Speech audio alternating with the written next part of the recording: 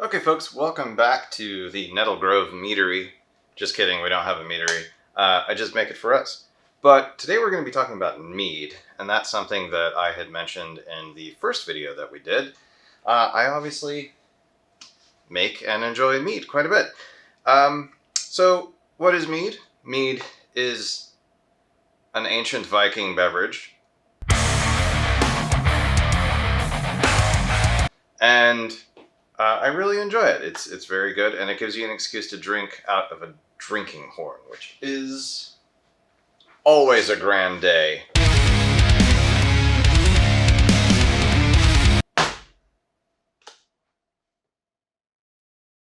So, what is mead, or how does one make one? A really simple solution is clean all the things that will ever touch your mead, mix water, honey, and yeast, and wait a while. Now, if you want a really simple, easy drinking mead, you use less honey because then the yeast will have less food and will make less alcohol. If you want a stronger one, which is more akin to wine, you can have a light wine, you can have a heavy wine. That's going to take you probably 3 to 6 months to a year to make, and that's going to be a little bit higher in alcohol. Now, what I like to drink in said horn is something a lot lighter. So very low in alcohol content, like a light beer, 5 to 7%, something like that. Generally force carbonated, which is what I have this gear over here for. And very light, generally with a little bit of acid in there to make it a little bit tart. You can hear the geese, can't you? You can definitely hear the geese. They're out there. Today, we're going to be making a light mead. We're going to be making 2 gallons of it in 2 small containers. And the recipe that we're going to be using will be adapted quite a bit from Grunfeld Meadery in Vermont. They sell excellent session meads. That's where I first kind of got into it. I was on a trip to Vermont and I saw mead in a can and I thought, what the heck, why not? And it was delicious. I definitely like it more than beer, and I started to make it myself not too long ago. I think this is only the 4th batch I've ever made, but I figured, why not? This is good content for the Nettle Grove website, so yeah, let's do it. Yes. So for ingredients, we will need, I'm making a double batch, so this is per gallon, about 1.5 pounds of honey. We will need enough water. It doesn't make any sense to measure out your water. I'll explain that shortly. You will need 1 small pack of brewer's yeast or 1 large pack of brewer's yeast, so about 5 grams per gallon. You will need 1 Camden tablet, which is a very small amount of sodium metabisulfites, which kind of cleans things up. We're using raw honey, so that kind of prevents some funkiness from growing. And we will need, is that it? Is that honestly it? I think that's it. Water, honey, yeast. Oh, yeast nutrients, of course. I am using this yeast nutrient. And the reason I'm doing that is because generally when you're homebrewing beer or wine, the stuff that you're putting in has enough nutrients, various other nutrients for the yeast to munch on. But in mead, it's pretty simple. It's mostly sugar.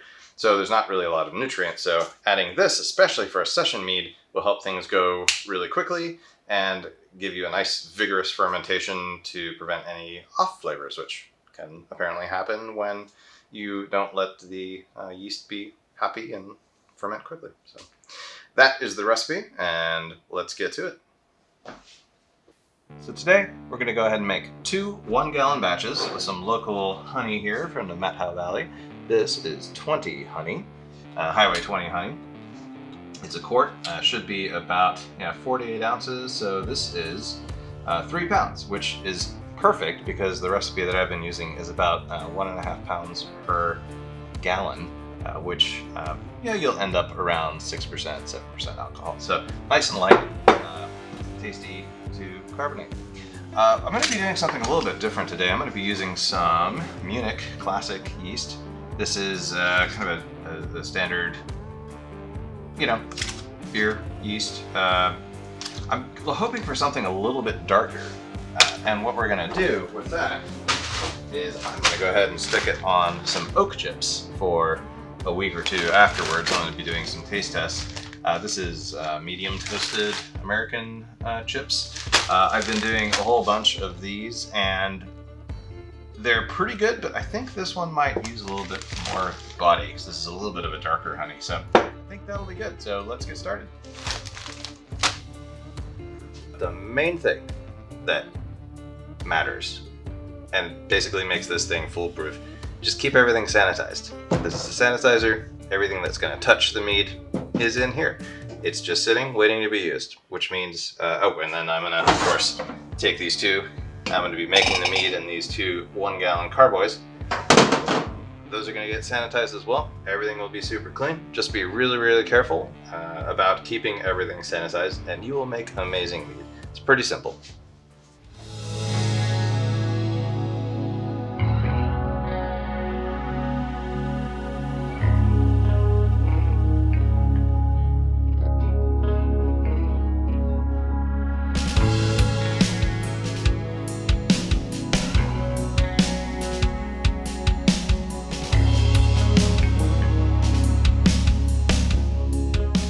Generally, when you're making mead, you don't want to heat it up too much, but it's got to be heated up a little bit, in my opinion, to be able to just incorporate the honey. So I like to go to like 35 or 40 degrees Celsius. So the last thing that I did not mention that we are sanitizing is this pot.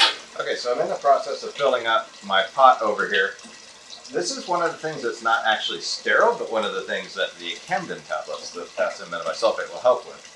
So we have a really nice high quality well. It's been tested. It's pretty darn good in terms of water quality. So I'm not using spring water or anything like that as many recipes call for. We're just using tap, quote unquote, but it's very, very good well water from our property here.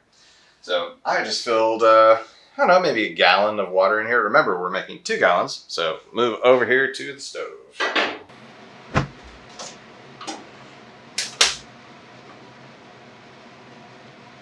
Alright, here we go. Alright, so we are going to be adding the Camden tablets now. The water's like 5 degrees C because it just came from the well.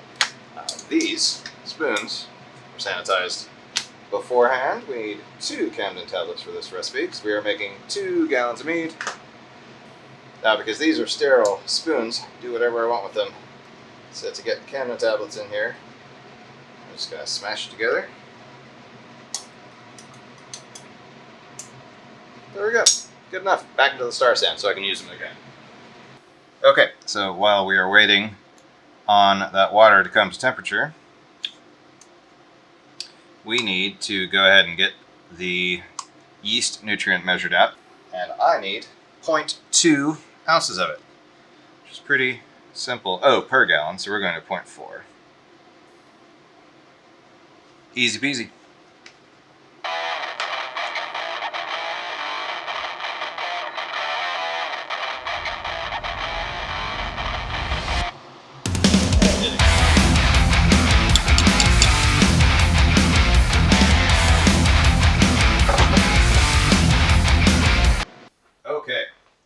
Somebody forgot to press the record button. Now, I basically was where I just left off, except I just dumped all the honey in there. Came out really nicely. I scraped it off with the sanitized scraper, stirred it up a little bit, but that's going to take forever. So we are going to use this. This is a wine aerator, and it stirs stuff up really nicely. So let's attach that to our drill and get going.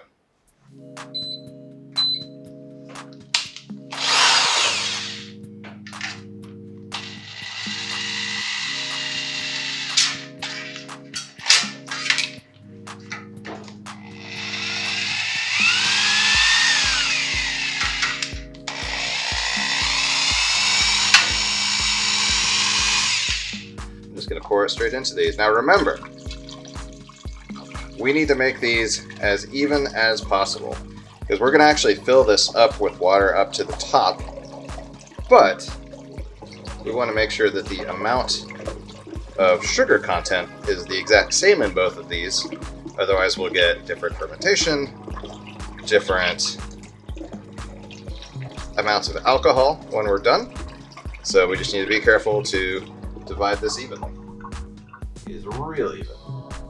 Woohoo! Okay, so now I'm going to put some caps on each of these and just let that Camden tablet do its thing and let the nutrients dissolve for the next hour or so. And I'm gonna go ahead and have some more mead, and then we're gonna pitch the yeast, put the airlocks on, and we're gonna forget about this for a week.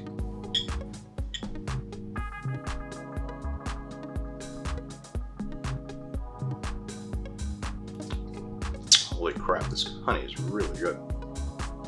Oh wow. Oh, it's gonna be amazing mead. I need a second. Good stuff. Yep, so I haven't actually used this particular yeast yet. I've really been enjoying using Norwegian Kike yeasts recently. They're pretty funky. They have a lot of character. This one, wheat beer yeast, might be a little bit simpler. So we'll get this thing going and see what happens.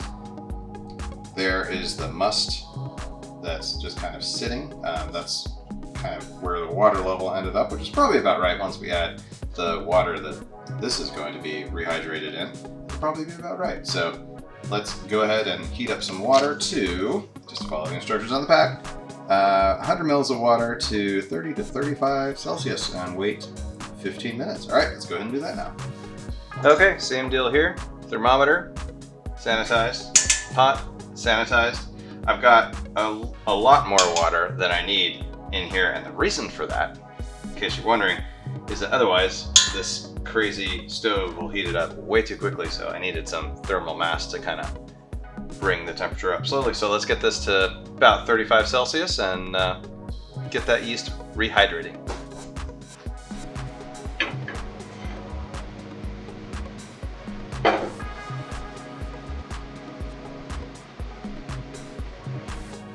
A little higher than that, 37. Okay, I'll put this into the measuring cup. Warm water here, need about 100 mils of that.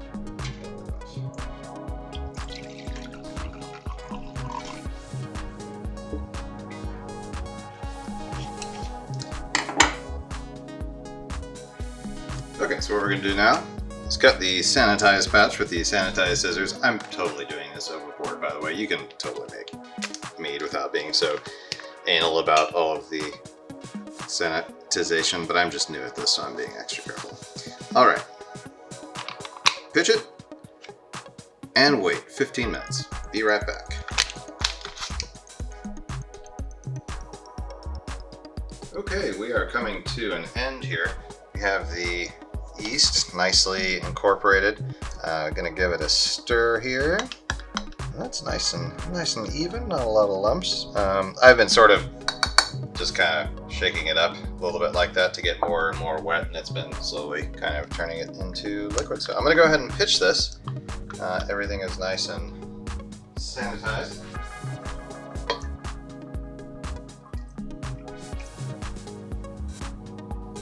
Degassing wand here. And I'm gonna mix this up and get some air incorporated because that yeast really likes oxygen. Especially good at this point to get that nice and aerated.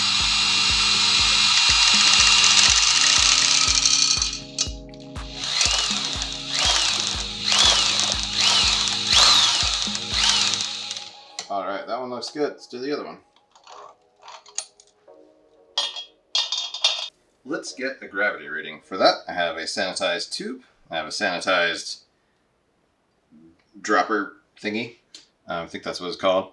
And I've been pretty good about making sure that these are even. So I'm just going to test one of these.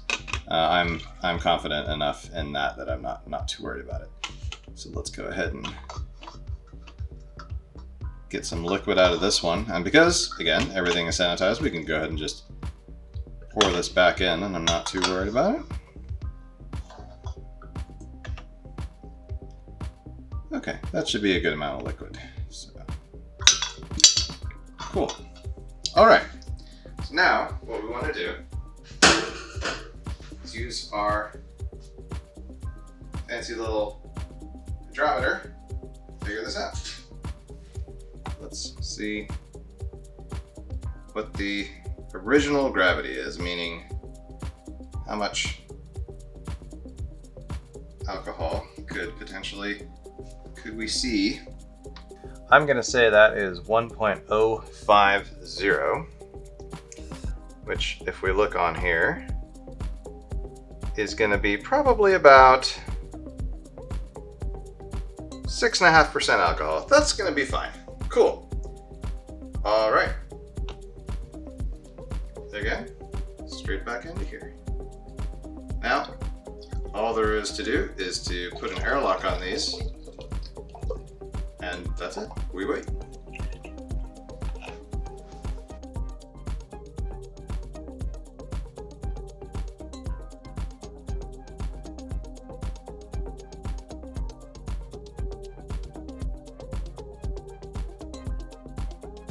Okay, cool. So these are ready to go. These are basically going to go for quite a while. But one of the things that I've been doing to keep a nice even temperature is I've been using a grow mat. So we have this grow mat here with a thermostat, which will keep things at a reasonably good temperature here. Stick this on.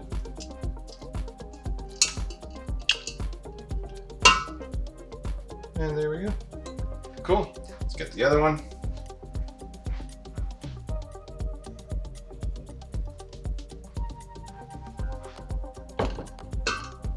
Okay, that's all there is to it. We'll go ahead and wait for some activity to develop. This yeast will probably start going in about a day, and we'll check back tomorrow and we'll let you see what it looks like. And very important, because I'm probably sure you've seen a whole bunch of mead going here. I have marked what this thing is called. I'm calling it 20 Munich because it's the Munich yeast, as well as Highway 20 honey. I have the original gravity on there, 1.050, 6.5% alcohol, and I made it on 221, and that's just going on the bottle. We'll keep these going for about a week, and we'll see if that's enough time. You know, sometimes we need to go a week, sometimes we need to go 10 days, 14 days, just kind of depends. Okay, I'm gonna stick the room heater back on and hopefully we'll get some nice fermentation soon. Welcome back, ladies and gentlemen.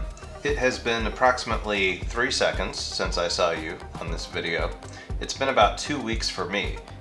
These are just about done fermenting. These were done on February 21st, is when we did the last video. It is currently March the 7th. It will be March the 8th tomorrow when we taste the first one. So we're gonna go ahead and process these two. The first we are going to rack onto another glass container, glass carboy, with some oak chips, and that one will go while, I'll let you know in a different video how that one actually goes. But for the other one, we're gonna go ahead and sanitize a mini keg, a 1 gallon keg. We're gonna go ahead and force carbonate that, and then tomorrow, which will be probably in about 2 minutes, we'll actually see how that turned out. So we have the 20 Munich here. We're about to rack it into a keg and onto some oak chips, and I will see you in just a moment. Let's do it. Okay, here we go. So we're gonna go ahead and rack this into the keg. This is just an auto siphon. Look it up. Okay, so we got an auto siphon here. Don't worry about the bubbles. This is all from the Star Sand. Totally harmless, not a big deal. So you just place this in. We're gonna start pumping this a little bit. Once you get the siphon going, it's just gonna suck the mead down into the keg. Keep that hose low so you don't introduce too much air. And see our levels going down. So we are kegging this. Fantastic. Let's keep going.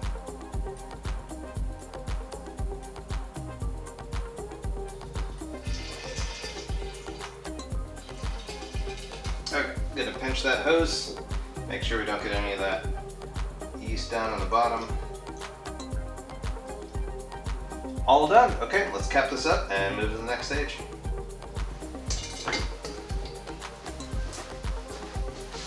Okay, so we have our mead. Here we go. I'm gonna go ahead and this is all sanitized, obviously. I'm gonna go ahead and place the cap and the tube in there. Gonna finish that up. Okay, so what is next? Oh, you might have been wondering what on earth this beautiful thing is back here. That is 5 gallons of a different session mead, which we'll talk about later. But right now, we're finishing this up. It's nice and tight, but not too tight. And we're going to go ahead and start force carbonating this. The first thing I'm going to do, though, is test it and taste it. Usually, actually I put this cap on a little bit too early. What I like to do is add a little bit of an acid blend to this, because usually I find that session meads tend to be, at least the ones I've done lately, have been a little bit boring and lacking a little bit in body and acidity. So I like to add a little bit of that acidity with some acid blend. And usually I'd add it in right now, because you need to shake it up to carbonate it, which we'll show you in just a second. But I haven't tasted this yet, and I haven't tried it with this honey and this yeast combination, so I don't know if I need it. So let's do that right now. Cool, so I'm going to purge the air from here because I want to get rid of as much of that oxygen as possible. So let's go ahead and turn on the tank.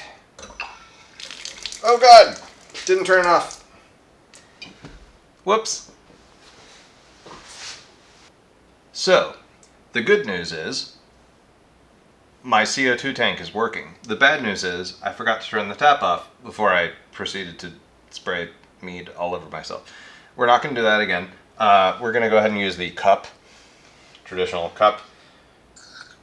Grab a little bit of mead and see if this needs some acid blend.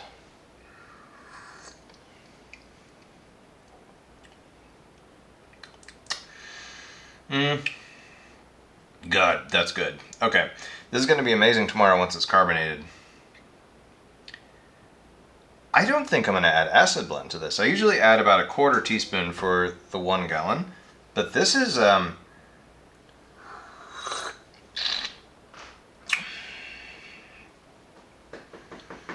think with that Munich yeast, I don't know what's going on. This is amazing. I'm not going to add acid blend. This is just fine. I like stuff simple, and we're going to go with this. Okay, so here's how you carbonate it.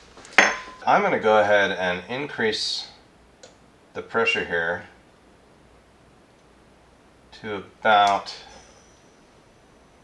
we're going to go up to about 12,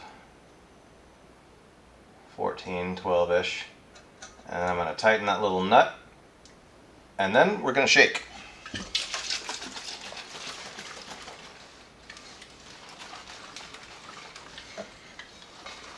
Introducing that CO2. That's gonna sit there, and then we're gonna shake this every, I don't know, 6 hours or so, whenever I remember it. It's not a science. And then tomorrow night we will go ahead and do a tasting of this carbonated session mead, the 20 Munich from the Nettle Meadery, which is not actually a thing. Okay, let's get the other half and put it on some oak chips. Okay, hello again.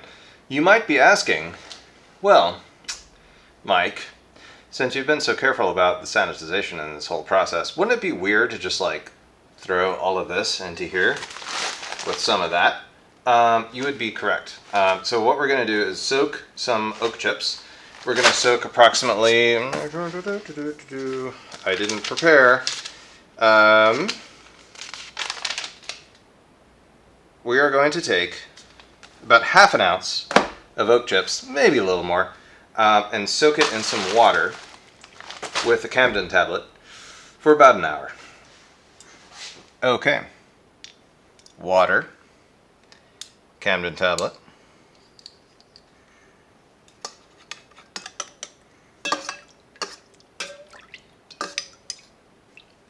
oak chips. I've never done this before.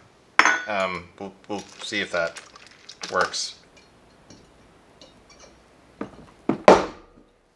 Oak chips.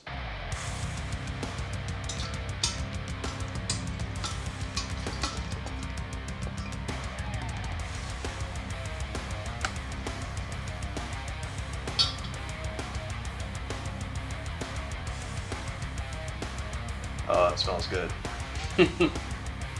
Good stuff. Okay, there we go. Cool. All right, let's stick a stopper on this.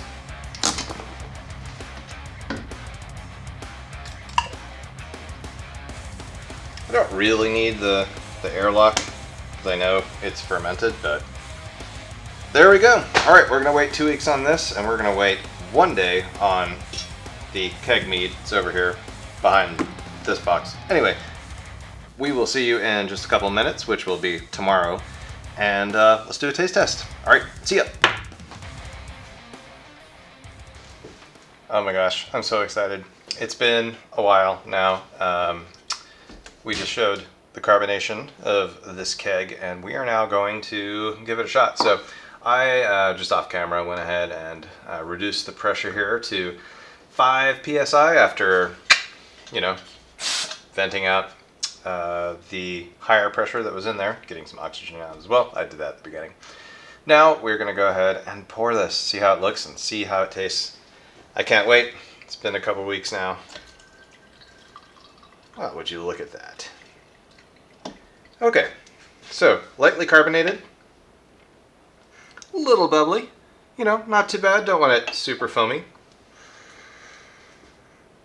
Oh, that smells nice. So this Munich yeast is a little bit, dare I say, yeastier than a standard yeast, but really good. Let's see.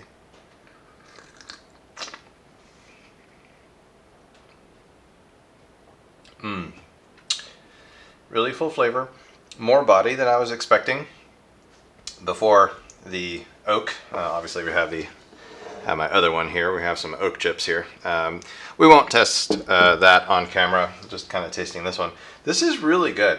This particular honey and yeast combination doesn't really require any acid blend either. This is really, really tasty. Okay. Mission accomplished. This is fantastic stuff. Hope you guys found this useful, and I hope you will try to make some mead at some point. It is my new favorite kind of easygoing beverage. So we'll be doing some stronger ones as well, but I love session mead, highly underrated, and you should try it. Okay, Mike from Nettle Grove out.